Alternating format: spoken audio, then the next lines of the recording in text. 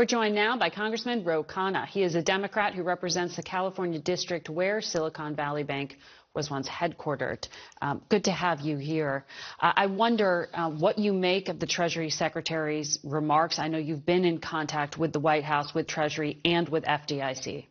I have great respect for Secretary Yellen, but I think we need to have more clarity and greater strength in what Treasury is saying. First, the principle needs to be that all depositors will be protected and have full access to their accounts Monday morning. All depositors, meaning those with accounts bigger than $250,000, which is the cutoff for insurance right now. Yes, all of them. There's precedent for this. Chair Powell, when he was at Treasury in 1991, the Bank of New England collapsed. And Chair Powell said that Treasury coordinated with FDIC and with the Fed, and they insured every depositor then. And why did they do it? They didn't want a regional run on the banks. Here's what I'm hearing from people in my constituency. They are getting notes to pull out of regional banks, and all of this will be consolidated in the top 4 banks. We don't want that as a nation, especially if you're progressive.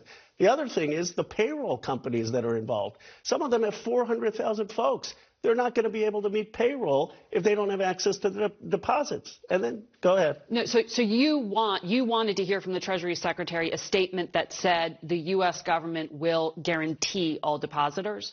Yes, just like they did with the Bank of New England. Now, here's the thing. It's not going to cost taxpayers money because if you look at the financials of SVB, they have the assets. They have the assets. They don't have the liquidity. What happened is they had these long-term Treasury bonds, and then the Fed hiked interest rates very, very fast. We can debate the wisdom of that. And they were this was the cause.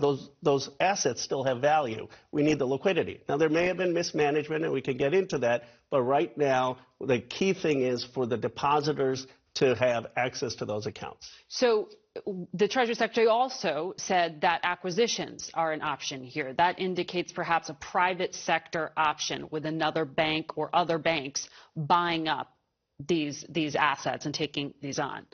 Are you comfortable with that?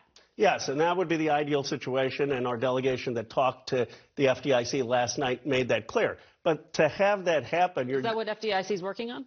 That's what we urge them to work on. They said they're working on it. But to have that happen, you need FDIC and Treasury involved because these assets are not liquid, and they may pay off 10 years from now. I don't think you're going to get a private seller without the Treasury Department and FDIC being actively engaged in helping liquidity with these Treasury bonds. And you know that's not happening. Whether they're engaged, I think they need to be engaged. They say they're engaged, but they need to resolve this by Monday morning. And I think the way to resolve it is to say depositors will have access to the accounts. Look, the bargain in our country from FDR has always been investors, shareholders lose. I have no sympathy for the executives, no sympathy for people who have stock there. But the depositors are protected. And let's talk about who these depositors are. They're not just the payroll companies. These are climate startups. These are startups that are helping cure cancer. These are companies in the wine industry. These are companies that are dealing with AI and defense to keep us ahead of China. 50,000 of them. And they're employing Americans across the country. And they didn't take risks. They just had their money in a bank. And we're saying those need to be guaranteed. Well, the president apparently spoke with the governor of California last night. Do you think the president understands the gravity of what you're laying out here? If you don't think the Treasury is speaking to this or that the Fed is addressing it? I think they understand the gravity, but they need to take decisive action. Because time's ticking here. Time is ticking, and it's by Monday morning. And I would just urge them and Chair Powell to look at what he said in his own speech in 2013. And the question I'd ask Chair Powell is if it was good enough for the Bank of New England and you understood what was going to happen with a regional run. Look, I think the U.S. banking is secure. I don't think this is a systemic risk. Here's what's going to happen. Every person in these tech companies is getting emails. Pull your money out of the regional banks, put them in the big 4. What's the problem? Is it political will? Is it concern that there will be blowback for the administration?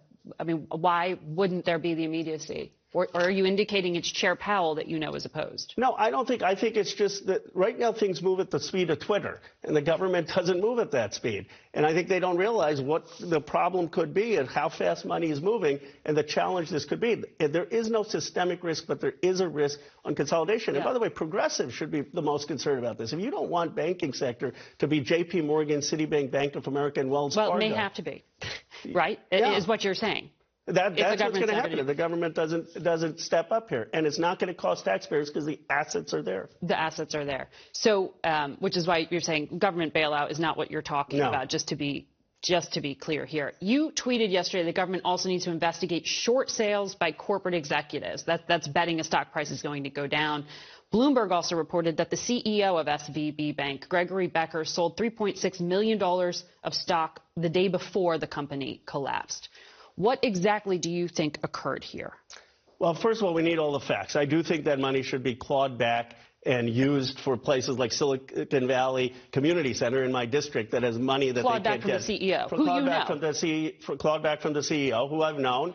But whether there was something nefarious or not, look, you know 10b-5s where they have to make the sale years before or monthly month before. So I don't want people to jump to conclusions, but I do think all that money should be clawed back and given to the depositors.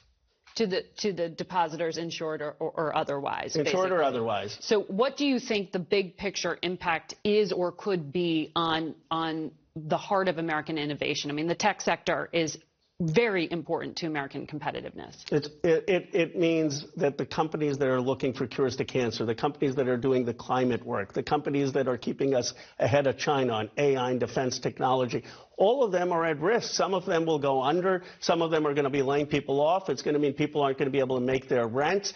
And here's the point. All of the legislation we passed in Congress, the IRA to tackle climate, the CHIPS Act to bring semiconductors back, it relies on the innovation pipeline. It relies on the tech pipeline.